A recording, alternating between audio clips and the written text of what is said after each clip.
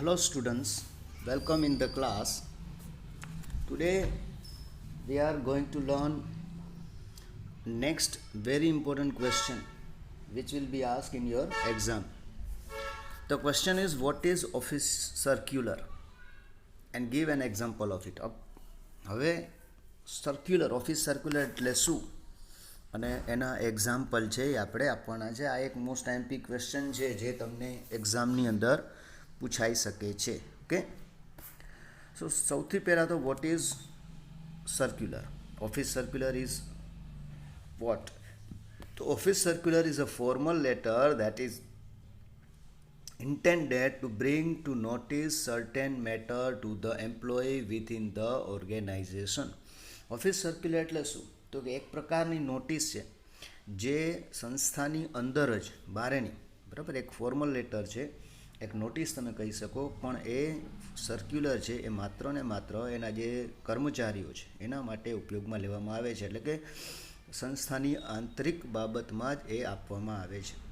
With this, staff or co-worker remain aware about the latest event.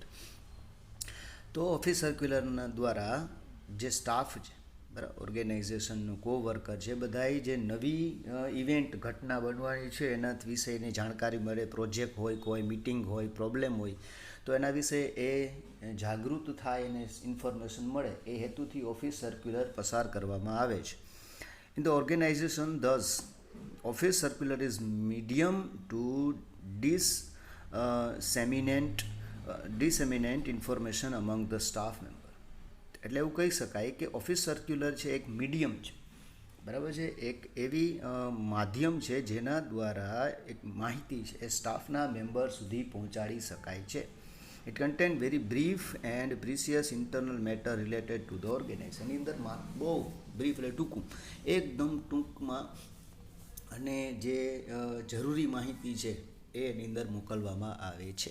તો this is called office circular, right. તો પૂછાય કે what is office circular, તમે આટલું લખી શકો. હવે એની એક્ઝામ્પલની વાત કરીએ, બરાબર. તો તમને જનરલી લગભગ પૂછાશે તો ઓફિસ સર્ક્યુલર છે એ આપણે કેમ નોટિસ ને બધું લખી જોની પહેલાં શીખાતા મિનિટ્સ, તો એવી રીતે પૂછાઈ શકે. તો હવે અહીંયા જુઓ, એક એક્ઝામ્પલ છે આપણી પાસે કે to use second parking four there vehicle. ઉપર ક્વેશ્ચન દેખાતો નથી, પણ ક્વેશ્ચન એ છે કે એક સર્ક્યુલર પસાર કરવામાં આવે છે કે જે એમ્પ્લોઈઝ છે એ લોકોએ પોતાનું વાહન એક પાર્કિંગ જે એરિયો આપેલો છે એની અંદર પાર્ક કરવાનું છે, રાઈટ. તો સૌથી પહેલાં સર્ક્યુલરની અંદર કે કોઈ પણ તમે નોટિસ લખો, સર્ક્યુલર લખો, મિનિટ્સ લખો, સૌથી પહેલાં અહીંયા કંપનીનું નામ, ધેન તારીખ, જે તારીખે સર્ક્યુલર પસાર કરવામાં આવ્યું હોય, સર્ક્યુલર નંબર, બરાબર છે. એક પ્રકારની નોટિસ, સ્કૂલની અંદર કેમ નોટિસ આવે છે, તો એના જેટલી કોઈ પણ નંબર તમે લખી શકો છો. લખ્યું છે ડિયર સ્ટાફ મેમ્બર્સ, બહુ ટૂંકું લખવાનું છે, બહુ લાંબી માહિતી નથી, અને જે પોઈન્ટ છે એ જ લખવાનું છે. તો લખ્યું છે, it has been observe that the employ of unit number 2 have been parking their vehicle in the parking place reserved for the unit number 1.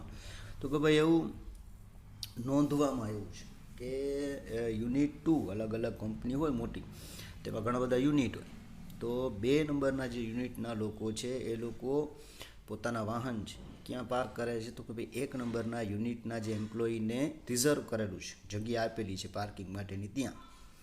The employees of Unit 2 are herewith instructed to park their vehicle in the parking slot spared for them. તો માત્ર તમારે direct વાત કરવાની છે કે unit 2 છે, બરાબર છે, એના કર્મચારીઓને સૂચના આપવામાં આવે છે કે એ લોકોને જે જગ્યા પાર્કિંગ માટે આપેલી છે એ જગ્યાએ પોતાનું વાહન પાર્ક કરવું. The management will take serious note of this employee who does not follow the instruction. જો આ સૂચનાનું પાલન કરવામાં નહીં આવે, રાઈટ, તો એમ્પ્લોઈઝ છે એના ઉપર સખત સિરિયસલી કાર્યવાહી કરવામાં આવશે. સિમ્પલ. તો તમારે ડાયરેક્ટ જે સૂચના છે, ટૂંકમાં એટલી સૂચના જ આવે. સર્ક્યુલર્સ જે એ પૂછાવાની શક્યતા ઓછી છે પરીક્ષાની અંદર, પણ છતાં પૂછાય તો આપણે એક ક્વેશ્ચન એનો લઈ લઈએ. પછી જો એક એના પછી હજી એક સર્ક્યુલર છે કે circular informing celebration of independence day. હવે એક માહિતી આપવાની છે, ઇન્ડિપેન્ડન્સ ડેની ઉજવણી કરવાની છે ખાસ કરીને સ્કૂલની અંદર. તો જો અહીંયા કોલેજની વાત કરે છે કે દીપ જ્યોત આર્ટ એન્ડ સાયન્સ કોલેજ, તો નિર્મલ સિનેમા રોડ, બરોડા. તારીખ આપી છે, circular number. Dear staff members, it is pleasure to inform you that our college is going to celebrate our Independence Day on 15th August 2015. 15 August 2015ના દિવસે આપણી college, બરાબર, એ independence ડેની ઉજવણી કરી રહી છે. At our college cricket ground at 8 PM. આપણી કોલેજમાં જ છે 8 વાગે. The president of our management Sri Virjiભાઈ Patel will be the chief guest of the function. એ ફંક્શનની અંદર જે વીરજીભાઈ પટેલ, જે આપણા મેનેજમેન્ટ છે, પ્રેસિડન્ટ છે, ચીફ ગેસ્ટ તરીકે આવવાના છે. With this you are informed to remain present before 7:30. તો બધા સ્ટાફને સૂચના આપવામાં આવે છે કે 7:30 પહેલાં બધાએ એ દિવસે આવી જવાનું છે. Notice by principal. તો નોટિસનો જે ટૂંકો પ્રકાર કહી શકાય અને સર્ક્યુલર તરીકે એનું નામ બીજું જાહેર થઈ શકે છે. હજી એક એક્ઝામ્પલ આપણી પાસે છે, એ પણ જોઈ લઈ. An office circular inviting entries for the new bulletin of the company. કંપનીમાં એક નવું બુલેટિન ચાલુ કરવામાં આવ્યું છે, તો કોઈને એમાં એન્ટ્રી કરાવી હોય તો you can send.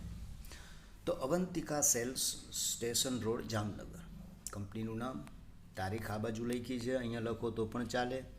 Circular number છે, તારીખ સહિત છે, જુઓ. સબ્જેક્ટ આપ્યું છે entries for the bulletin, news bulletin. તો સબ્જેક્ટ આપવાની જરૂર નથી, પણ આપો તો very good. Direct message, our quarterly magazine success 4th issue of year 2007 is going to be brought out on the first week of October. તો જો આ કંપની છે સેલ્સની છે અને પોતાનું બુલેટિન એ ચલાવે છે જેનું નામ છે સક્સેસ. તો સક્સેસની જે ચોથું વરસ પૂરું થાય છે અને એના માટે થઈ ઓક્ટોબરમાં એ ફર્સ્ટ વીકની અંદર જ એક બુલેટિન રજૂ કરવા માગે છે. As we have been encouraging extraordinary performance of the staff and milestone achievement of the company in every issue. આપણે સક્સેસ જે મેગેઝિન છે એની અંદર આપણા સૌથી પહેલાં તો જે સ્ટાફ છે એ લોકો જે કામ કરે છે એને આપણે એન્કરેજમેન્ટ મળે એના માટે થઈને ખાસ કામ કરીએ છીએ. So we invite such articles and stories from the staff.